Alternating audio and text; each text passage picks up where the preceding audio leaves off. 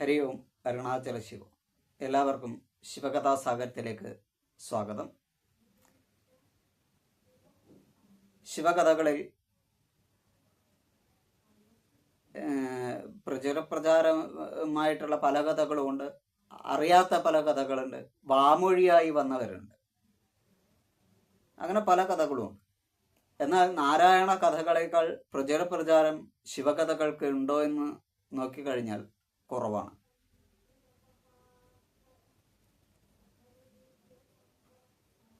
അപ്പോൾ അങ്ങനെയുള്ള ശിവകഥകളാണ് ഇവിടെ നിങ്ങൾക്ക് മുന്നിൽ അവതരിപ്പിക്കുന്നത്.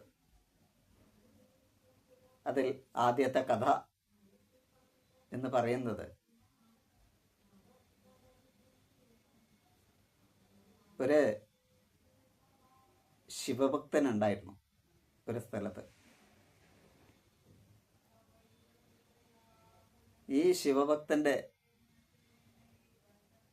അടിസ്ഥാനം എന്ന് അദ്ദേഹം രാവിലെ എഴുന്നേൽക്കും, ശിവരാത്രി എടുക്കും, മറ്റുള്ള നോമ്പുകൾ എടുക്കും, വ്രതാനുഷ്ഠാനങ്ങൾ ഉറച്ച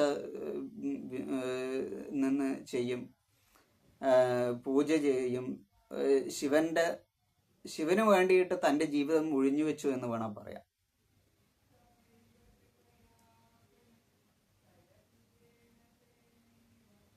അങ്ങനെ മഹാദേവന്റെ പരമഭക്തനായി തീർന്ന ഇദ്ദേഹം ഒരു ദിവസം വല്ലാത്തൊരു മോഹം തോന്നി. അതായത് ഇനി ഭഗവാനെ എനിക്ക് കാണണം, നേരിട്ട് കാണണം എന്നുള്ള ഭയങ്കര ഒരു ഉത്കടമായ ആഗ്രഹം ഇദ്ദേഹത്തിൻ്റെ ഉള്ളിലുണ്ടായി.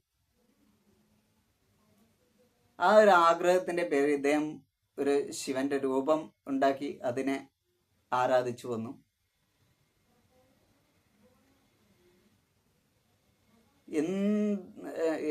എന്തൊക്കെ കാലങ്ങളോളം പൂജിച്ചു മഹാദേവനെ. ഇതുവരെ നിസ്വാർത്ഥമായിരിക്കുന്ന ഒരു ഭക്തിയാണെങ്കിൽ ഇപ്പോൾ അദ്ദേഹത്തിൻ്റെ ഉള്ളിലൊരാഗ്രഹം ഉണ്ടായി, ഭഗവാനെ കാണണം എന്നുള്ളൊരാഗ്രഹം.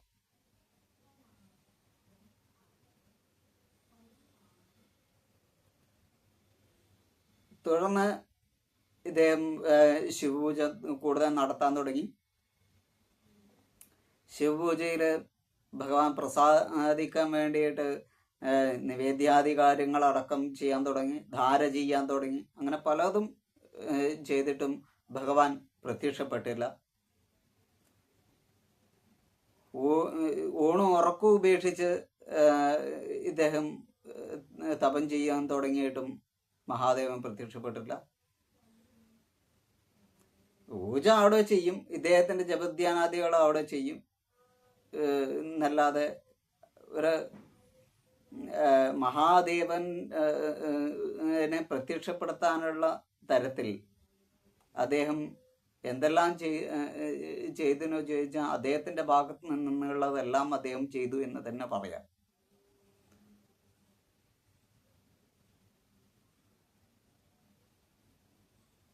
അങ്ങനെ അദ്ദേഹം വന്നു. ഈ ജപസമയത്ത് ഇദ്ദേഹത്തിൻ്റെ മുന്നിൽ വരുന്ന ഒരാളെയും ഇദ്ദേഹം പരിഗണിക്കില്ല.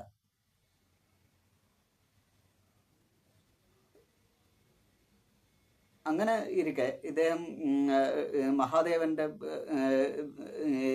ഭക്തനായിട്ട് പോയി. അവസാനം ഒരു രക്ഷയില്ല, മഹാദേവൻ പ്രത്യക്ഷപ്പെടുന്നില്ല. ഇനി എൻ്റെ ജീവിതത്തിൽ എന്തിനാ ഞാൻ ഈ പ്രതിമ പൂജിക്കേണ്ട ആവശ്യം എന്നൊക്കെ പറഞ്ഞിട്ട് മാറ്റി നിർത്തിയിട്ട് മഹാദേവൻ അതൊരു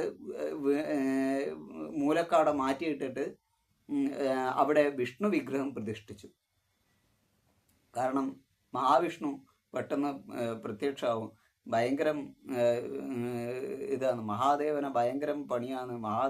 വിഷ്ണു പെട്ടെന്ന് പ്രത്യക്ഷവും ക്ഷിപ്രപ്രസാദി എന്നെല്ലാം ഭഗവാനെ പറയുന്ന വെറുതെ ആണെന്നൊക്കെ പറഞ്ഞിട്ട് ഇദ്ദേഹം വളരെ കലുഷിതമായ മനസ്സ് ആയി പിന്നീട് ശിവഭക്തി മറന്ന് പൂർണ്ണമായിട്ടും വിഷ്ണുവിലേക്ക് കടന്നു. ഇദ്ദേഹം സാധാരണ വിഷ്ണുവിൻ്റെ വിഗ്രഹം ഉണ്ടാക്കി വിഷ്ണുവിൻ്റെ പൂജ നടത്താൻ തുടങ്ങി.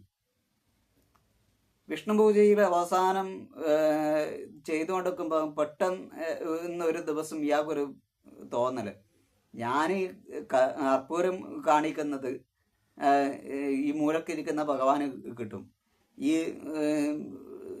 മറ്റേ ധൂപം കാണിക്കുന്നത് ഭഗവാൻ മണക്കും. അപ്പോൾ ഒരു ഇതുവരെ എന്നെ പ്രസാദിക്കാത്ത മഹാദേവന് ഇനി അതുപോലും വേണ്ട എന്ന് പറഞ്ഞിട്ട് ചിലപ്പോൾ അതുകൊണ്ടായിരിക്കാം എനിക്ക് വിഷ്ണുവിന് പോലും കിട്ടാൻ തടസ്സം എന്ന് പറഞ്ഞ് ഇദ്ദേഹം മഹാദേവന്റെ വിഗ്രഹത്തിന്റെ കണ്ണ് മൂടുകയും മൂക്കിന് ഒരു പഞ്ഞിയെടുത്ത് ഒപ്പിക്കുകയൊക്കെ ചെയ്തിട്ട് തിരിഞ്ഞതും അഭൗമമായൊരു തേജസ് അവിടെ ഉണ്ടാവുകയാണ്. ഇദ്ദേഹം ആകെ തരിച്ചുപോയി. കാരണം ഇത്രയും കാലം ആരെയാണോ കാണാൻ ആഗ്രഹിച്ചിരുന്നത് ആ മഹാദേവൻ അതാ തൻ്റെ തിരുമുന്നിൽ വന്ന് നിൽക്കുകയാണ്. ഇദ്ദേഹത്തിന് അത്ഭുതവും കരച്ചിലും എല്ലാം സമ്മിശ്ര വികാരങ്ങളാണ് ഇദ്ദേഹത്തിൻ്റെ ഉള്ളിൽ ഉണ്ടായത്. ഇദ്ദേഹം ചോദിച്ചു, എന്തിനാണ് ഇപ്പോൾ വന്നിരിക്കുന്നത്? ഞാൻ അങ്ങനെ വിളിച്ച സമയത്ത് വന്നിരുന്നു, ഞാൻ ഇത്രയും ആഗ്രഹിച്ച സമയത്ത് എന്തുകൊണ്ട് എനിക്ക് ദർശനം തന്നില്ല? അദ്ദേഹം ഈ ചോദിച്ച സമയത്ത് മഹാദേവൻ പറയുന്നൊരു വാക്കുണ്ട്, ഞാൻ എല്ലാ ദിവസവും നിന്റെ അടുത്തേക്ക് വന്നിരുന്നു, നിന്റെ നിവേദ്യം സ്വീകരിക്കാൻ വന്നിരുന്നു, എന്നാൽ നീ എന്നെ ആട്ടി ഓടിക്കുകയാണ് ചെയ്തത്. അതെങ്ങനെ? നീ എന്താണ് കരുതിയത്? ഞാൻ ഈ പ്രതിമയിൽ മാത്രം ഉൾക്കൊള്ളുന്നതാണെന്നോ? സകല ജീവജാലങ്ങളിലും ഓരോ പരമാണുവിലും ഞാൻ കുടികൊള്ളുന്നുണ്ട്, അതുകൊണ്ട് ഈ പ്രതിമയിലും ഞാനുണ്ട്. പക്ഷെ ഈ പ്രതിമയെ നീ ഒരു പ്രതിമയായി കണ്ടു. ഞാൻ ഏതെല്ലാം രൂപത്തിൽ വന്നിട്ടും നീ എന്നെ സ്വീകരിക്കാൻ തയ്യാറായിട്ടുമില്ല.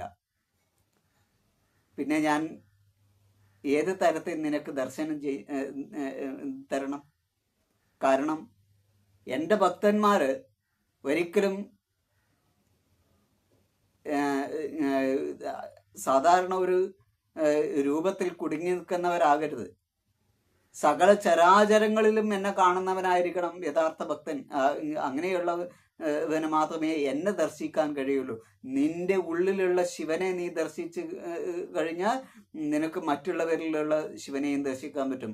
ഇത് നീ ശിവനെ മറ്റൊന്നായി കണ്ടുകൊണ്ട് നീ പൂജിച്ചു. അപ്പോഴും ആ പ്രതിമയിൽ നിനക്ക് ഉണ്ട് എന്നുള്ള ഒരു തോന്നൽ, ഞാനുണ്ട് എന്നുള്ള തോന്നൽ ഉണ്ടായിരുന്നില്ല. നീ പൂജ ചെയ്തു, നിന്റെ ആഗ്രഹത്തിന് നീ ചെയ്യുന്നുണ്ട്. കാലദേശങ്ങൾക്ക് അതിനെല്ലാം പ്രസക്തിയുമുണ്ട്.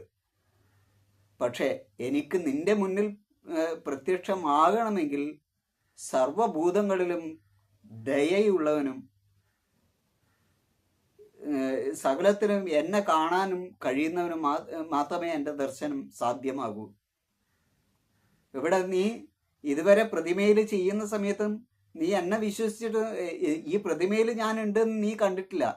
പ്രതിമയെ കണ്ടിട്ടില്ല, നീ എൻ്റെ രൂപത്തെ മാത്രമേ കണ്ടിട്ടുള്ളൂ, നീ എന്നെ കണ്ടിട്ടില്ല.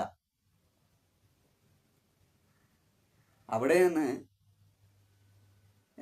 നീ ഇപ്പോ എൻ്റെ എനിക്ക് ഈ പ്രതിമയിലും ജീവനുണ്ട് എന്നുള്ള തോന്നിച്ച് നീ എൻ്റെ കണ്ണുകൾ മൂടുകയും അതുപോലെ തന്നെ മൂക്കിൽ പഞ്ഞൊക്കെ വെക്കുമ്പോൾ മണക്കരുത് എന്നൊക്കെ പറയുമ്പോൾ നീ എന്നെ കണ്ടു തുടങ്ങി. അവിടെ നീ പാകമായിരിക്കുന്നവനാ, അതുകൊണ്ടാണ് നിനക്ക് ഇന്നത്തെ ഈ ദർശനം സാധ്യമായിരിക്കുന്നത് എന്ന് പറഞ്ഞ് ഭഗവാൻ ദർശനം കൊടുത്ത് അനുഗ്രഹിച്ച് പരിപൂർണമായിരിക്കുന്ന ശുദ്ധമായ ജ്ഞാനത്തെ ഞാൻ നിനക്ക് നൽകുമെന്നും പറഞ്ഞ് സർവഭൂതങ്ങളിലും എന്നെ കാണാനുള്ള ആ ഉൾക്കാഴ്ച നിനക്ക് തരും എന്ന് പറഞ്ഞ് ഭഗവാൻ അനുഗ്രഹിച്ച് മറഞ്ഞു.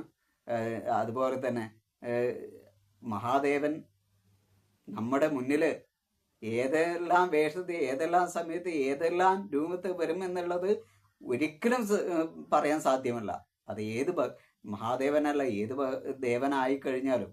ഇവിടെ ശിവകഥാസാഗരം എന്ന് പറയുന്ന സെഗ്മെന്റ് ആയതുകൊണ്ടാണ് മഹാദേവന്റെ ആ ഒരു നാരായണനിലും മഹാദേവൻ തന്നെയാണ് എന്ന് കണ്ടുകൊണ്ട് പൂജിക്കുന്ന തരത്തിലേക്ക് ആ ഭക്തിയെ വളർത്താൻ വേണ്ടിയിട്ട് അദ്ദേഹം